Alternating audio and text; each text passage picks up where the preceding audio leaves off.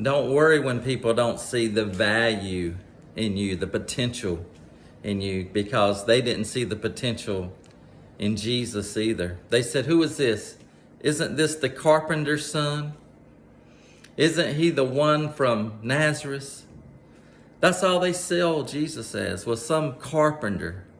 But he had the potential on the inside of him to save the whole world, to forgive sins past, present, and future. And I'm learning right now that in this last hour that God's going to use ordinary people. He's going to use people that we have never heard of, people that don't have a name. And they're going to be like little treasures that are just going to be opened up for the world to see. When I was writing my book, Pursue Chasing Your Purpose, in the front of the book, I wrote this, and I want to read it to you. It says, you are being prepared for greatness. When the appointed time comes, God is going to use you in ways you never dreamed possible. And the world will wonder, where did you come from? Because what I've learned is just because I'm not visible doesn't mean I'm not valuable.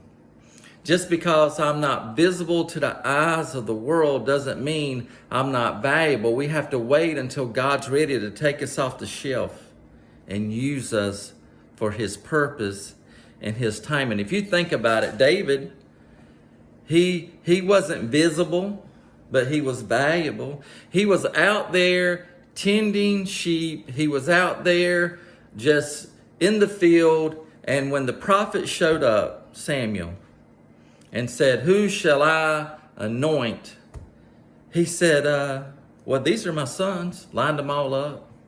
Said, these are my sons right here. And he looked at them one by one. He said, no, that's not the one. That's not the one. That's not the one. And then finally, Jesse said, well, I have one son left.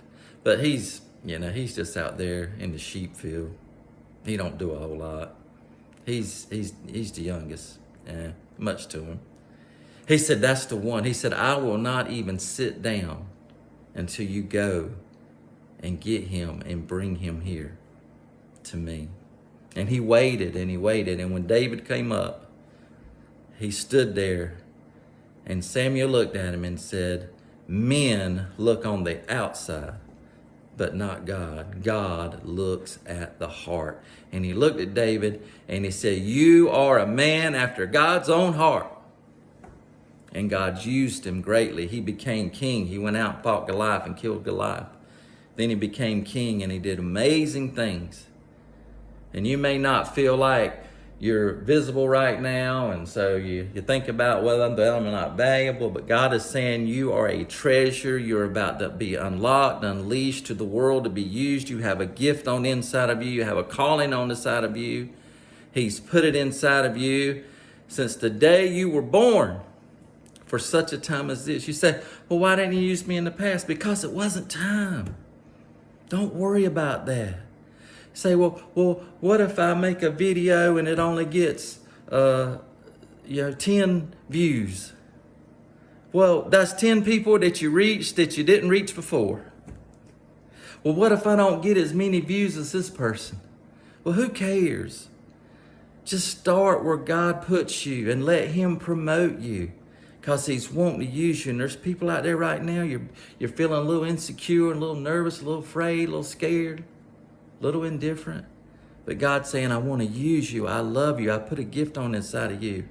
And he's about to use you. And when he does, it's going to blow your mind.